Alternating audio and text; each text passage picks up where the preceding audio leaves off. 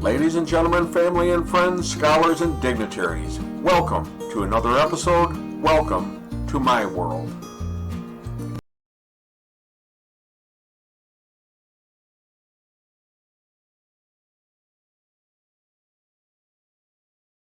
Hello, friends. So there is a story about a priest, a very good and holy priest, who was sent from parish to parish whenever a congregation started to stagnate or where membership in the congregation began to fall off. He was very successful in his work of increasing people coming back into church, but he noticed a change over the years, a gradual change in all the churches he visited. He said, quote, "In the past, I've been able to lead churches to growth. I can't do it anymore. I don't know what's wrong with me." Well, maybe there's nothing wrong with him. Maybe what's happening is a much larger problem, and maybe the task is greater than for just one person. As you know, of the three major religions in the world, Christianity is and remains the largest, with over 2.4 billion people, followed by Islam, and then, believe it or not, followed by no affiliation. And then the other religions, Judaism, Buddhism, Hinduism, ethnic traditional religions, and so on. And altogether, there are well over 3,000 religions to choose from. Unfortunately, studies are showing that religion and the practice of faith is falling dramatically across all the Western countries, especially among the youth. And this is very disconcerting to me. I am seeing what seems to be not just a decrease, but the collapse and demise of the most important of all essential things for life. And what I'm seeing involves all religions. I'm mostly going to be speaking about the Roman Catholic religion, which is fundamental to all religions.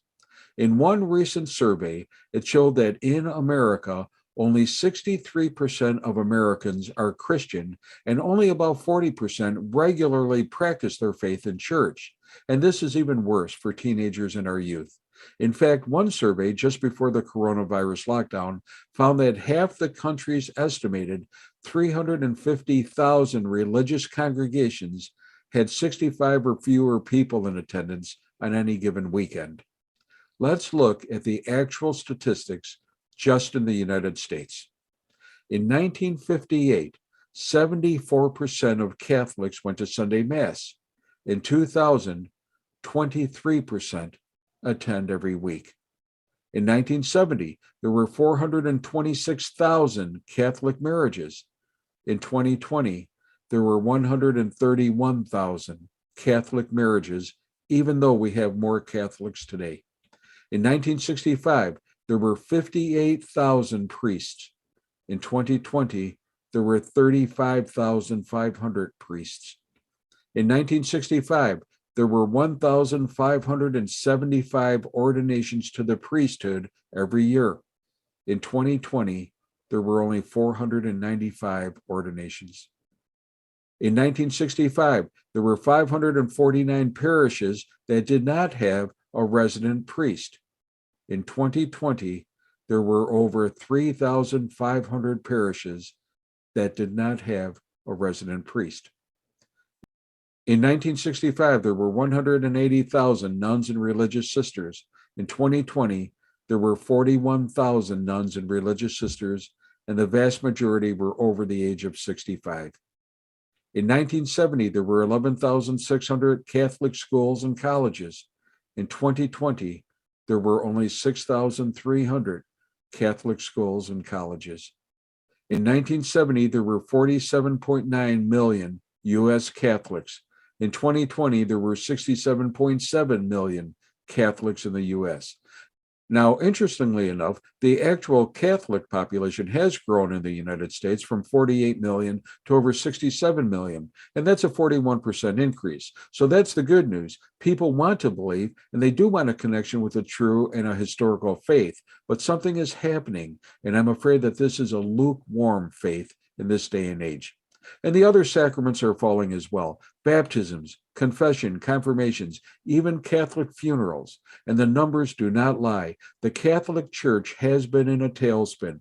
People have become lukewarm about their religion, and it isn't just in the Roman Catholic Church. No, the Catholic Church is the anchor church for all Christianity. And as they say, as the Catholic Church goes, so do all others. A friend who is an Episcopalian told me that the attendance in his church, which once was a full and vibrant church, has now fallen to a total congregation of only 35 families in the whole city. And other churches, Baptists, Methodists, and the others are following suit.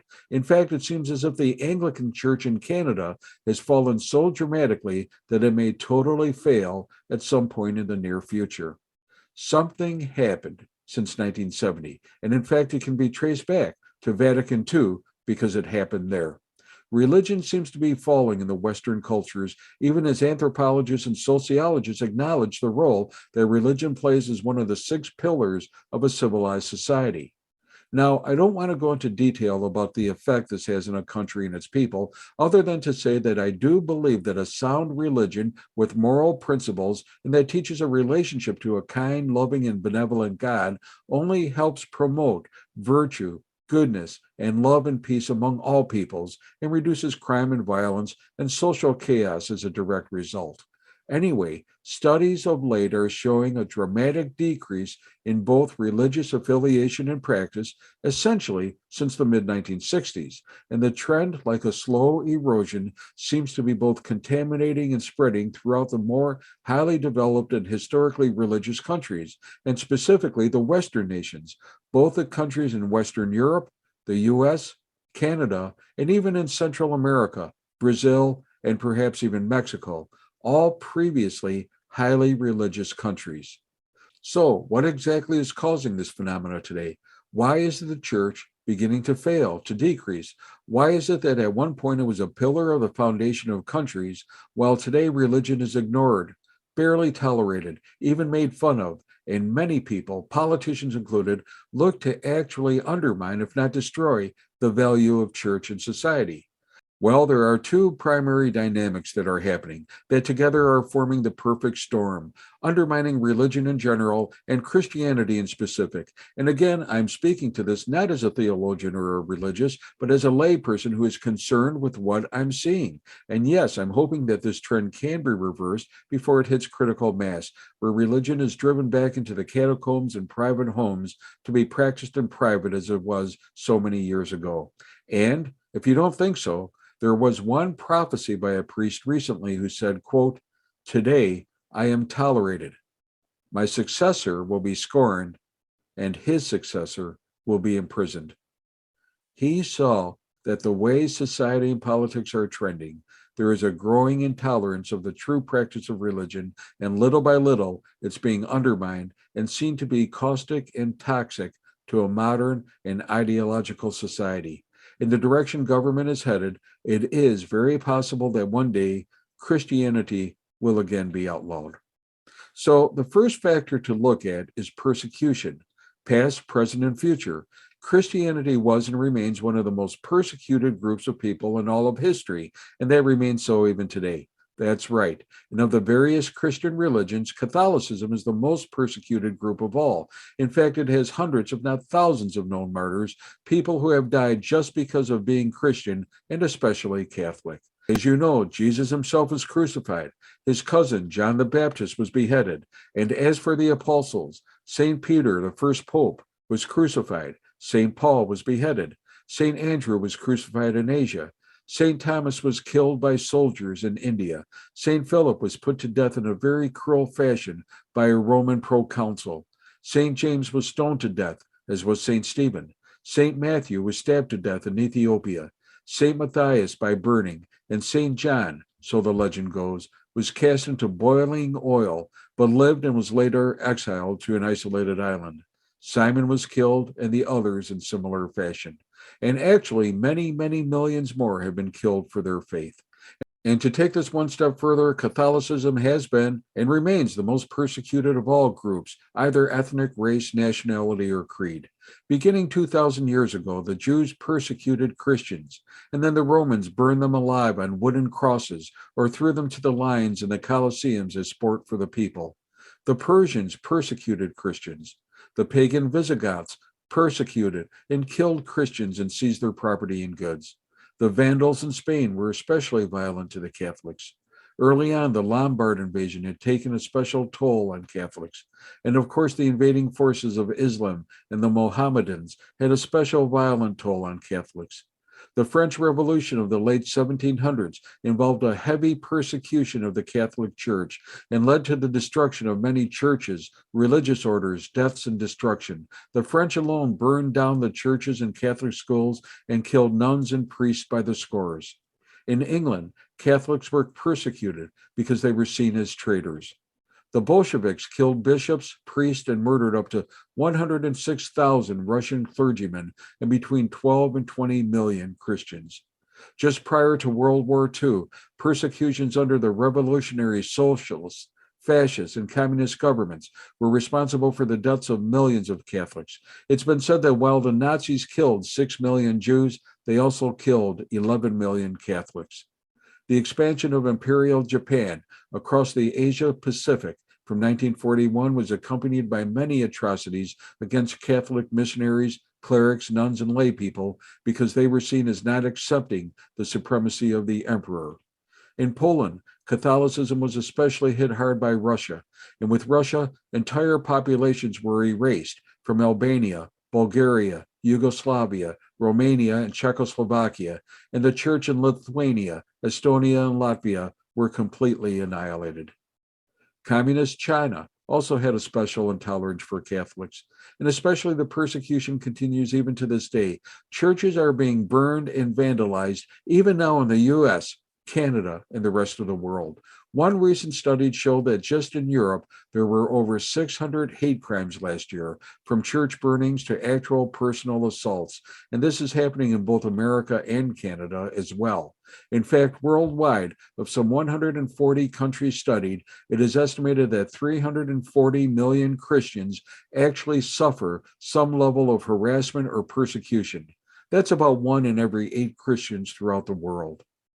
There was recently a book published, The New Anti-Catholicism, The Last Acceptable Prejudice, that speaks to this trend.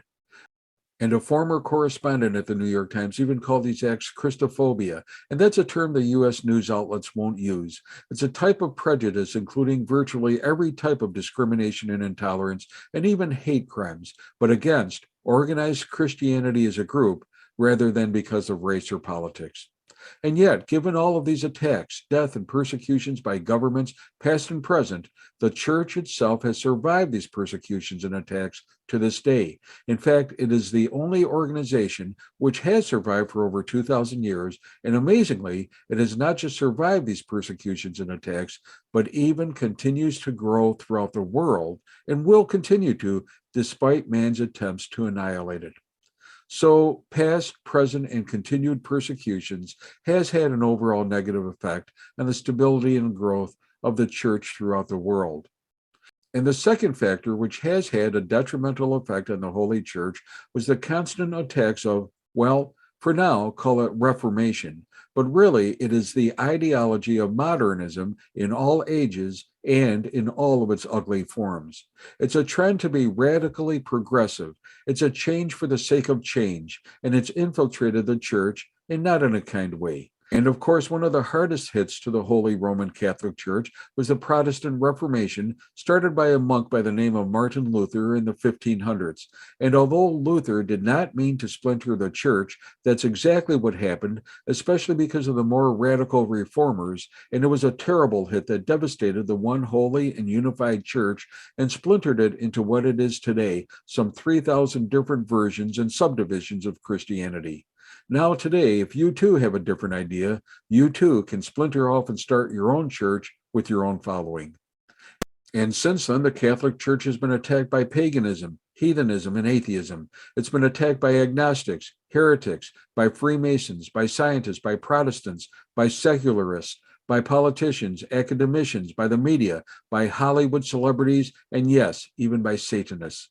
It's been attacked by Darwinists, by evolutionists, feminists, fascists, socialists, communists, the Pride movement, by those holding a wide variety of ideological differences, and of course by other religions themselves that see Catholicism as an evil in the world that needs to be eradicated.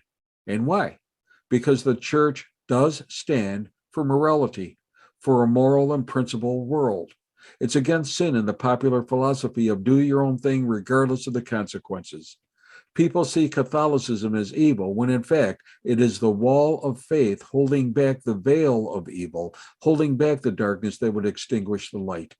Of course, the church stands for the 10 Commandments and says, do not lie, cheat, or steal, commit adultery, and to love God, to love your parents, to love your neighbors, and so on. And for some reason, this alone draws the anger of so many. But the church is against euthanasia, while many liberals are for it. The church is pro-life, but many radical feminists are against it. The church is against communism, but also sees extreme capitalism as sinful.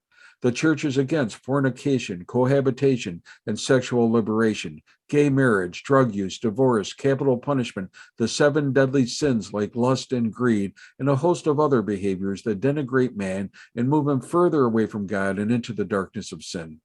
So the end result is that of all religions, Catholicism is the primary one under a constant attack by all of these partisan groups, people who either do not accept the teachings of the church or who have a vested interest in avoiding it, of fighting it, and even of destroying it.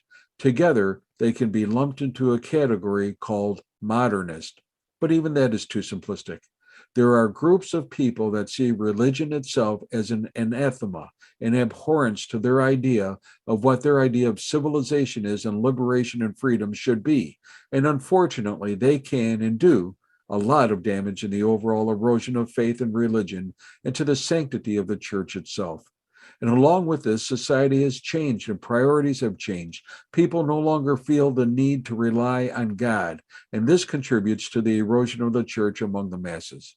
And along with this trend towards modernism from outside the church, there is, unfortunately, a push to modernize the church from within by some within the church itself.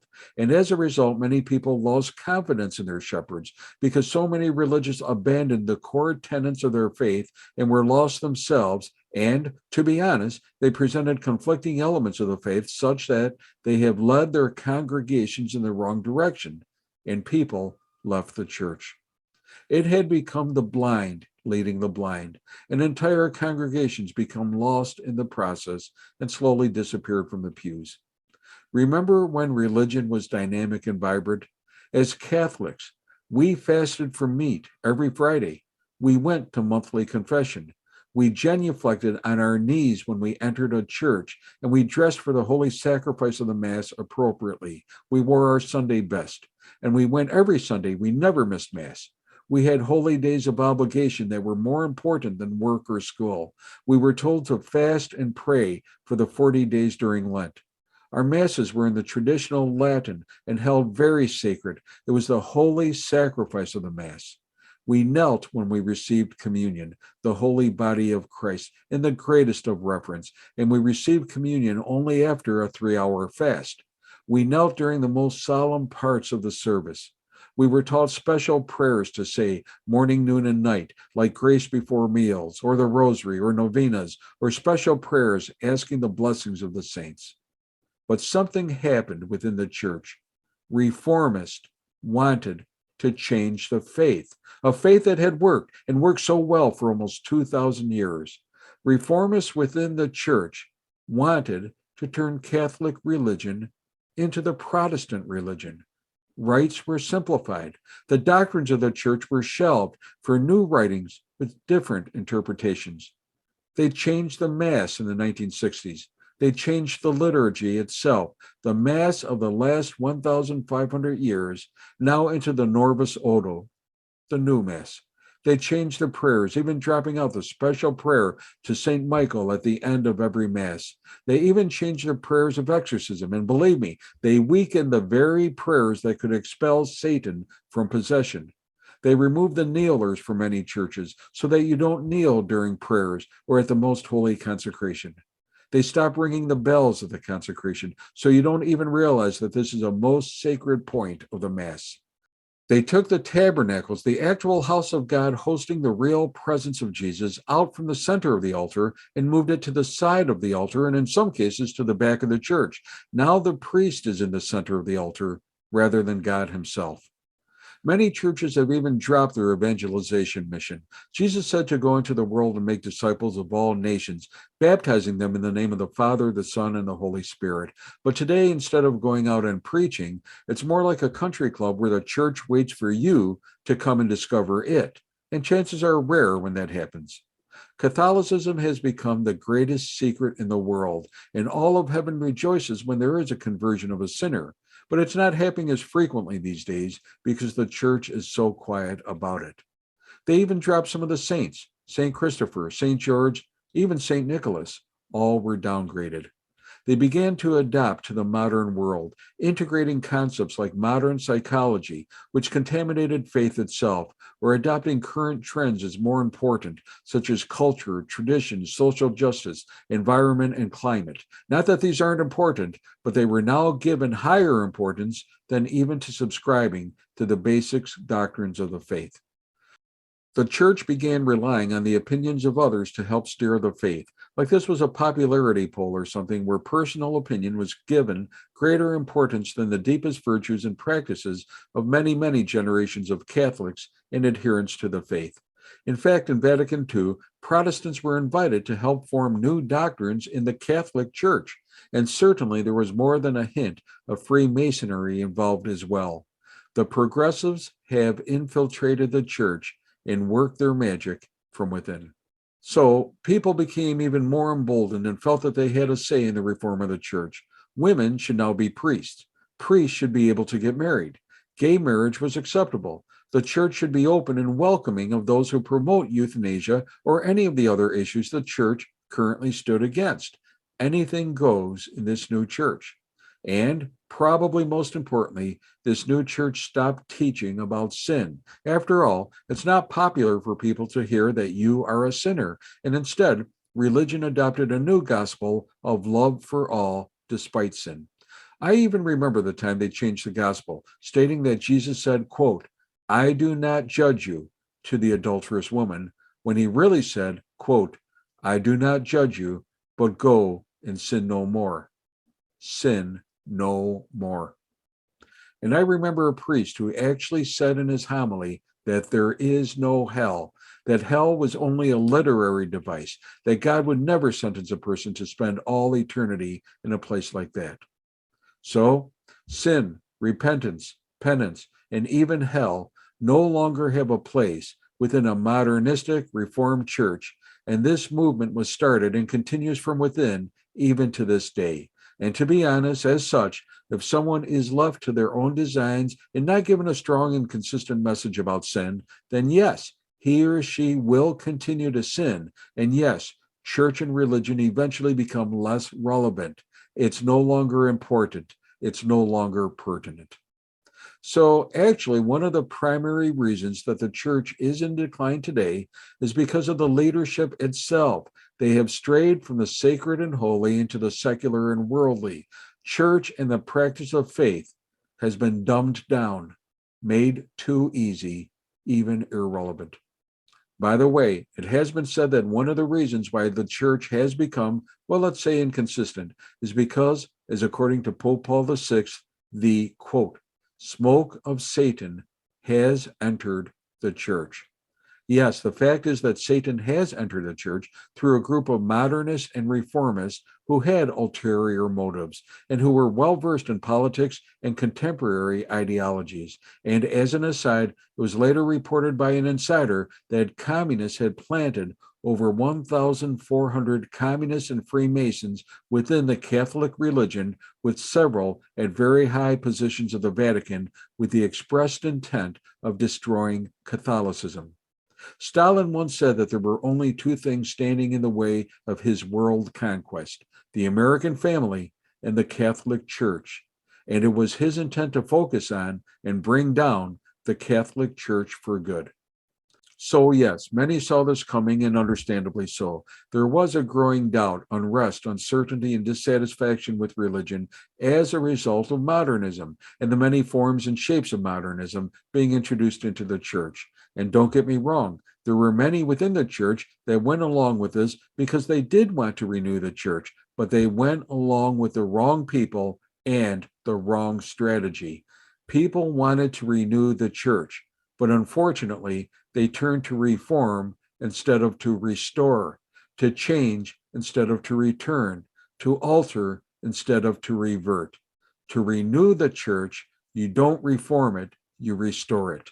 And that was a recipe for disaster. And their subsequent actions only fueled the clouds and storms and the erosion of unity and sanctity and the growth of irrelevance in faith. And because of this gradual, slow, and almost imperceptible erosion, society itself has deemed that it is no longer supports religion or the practice of religion. In effect, it no longer holds a recognized place of honor for religion and the values and virtues of a nation as it once did. It no longer holds prestige in the halls of government. Government has all but abandoned religion. The media criticizes it. Hollywood mocks it. The medical and helping professions discarded it, and science has become the new religion. People would rather go to a sports game than to church on Sunday. The blue laws, barring businesses and work on Sunday so that people had both family time and a day for the Lord, were repealed. Sunday football and youth sports now competes with church. Prayer has been taken out of schools, as has religious instruction. Religious programs have been taken off television. Even the Ten Commandments have been removed from courts and government buildings so as not to somehow inadvertently offend people, although no one has ever complained about it. Christmas has been commercialized to the point that the birth of Christ has been replaced by Santa bringing presents. The joy of Easter has been replaced by a bunny and eggs. And more, religion has been displaced by liberation, by ideology, consumerism, modern trends, pop psychology, and probably most importantly, open criticism and mocking of the church by both celebrities and the media. And yes, Satanists are now suing for equal rights alongside Christianity for public disposition. So, where does that all bring us? Well, in both Europe and North and South America, countries that were historically built upon Christianity and Christian principles are slowly eroding, even degenerating into countries of drug use, crime and violence, family dysfunction, and chaos. They are forfeiting their religious beliefs and falling into a predominantly irreligious, if not atheistic, culture. And the bottom line is that our youth are no longer getting anything out of church. When they go, they do not form an emotional attachment to Jesus. They can't grasp what faith really is and is about: love for God. With the watering down of the sanctity of the church, youth somehow lost their focus upon God. Now, there is a service that is increasing and increasing among the youth as well, the traditional Latin Mass, because it is sacred and gives people connection with God. Unfortunately, the traditional Latin Mass is now being suppressed by the Vatican, even though its fruits are real and significant for the faith. But yes, there is hope, and yes, there is faith. Yes, religion is still growing in many parts of the world, and thank God for that. It's growing fast in Asia and Africa, and every year millions of people, including Muslims, Jews, and Protestants, convert to Catholicism. But even if the church would be fully eclipsed, and even if man does retrench to celebrate Mass and the faith back in the catacombs in individual homes, as it has done so many times throughout history, remember that we have a promise by our Blessed Mother, a promise made in Fatima, Portugal in 1917, when she appeared to three young children, Lucia, Jacinta, and Francisco, and told them of many secrets. And then she declared, quote, "In the end, my immaculate heart will triumph. In the end, the church will blossom and evil and sin will be defeated." Religion really is the last bastion of morality in an ever-changing world, a world that uses and exploits people, values money and power and drugs and sex, and has no use for God and its paradigm of self-expression, science, or philosophy. Society is in need of healing, perhaps more now than ever, but the rise of crime and violence, intolerance and racism and hatred that we're seeing is only going to continue unless we all take a strong stance. Please, pray for the protection of our churches. Pray for the defeat of evil. I believe that is the will of God. Saint Michael, the archangel, defend us in battle. Hey, be safe, be well, and let's return to a holy and fruitful church and remember what Jesus said: be in this world, but not of it. And may God bless.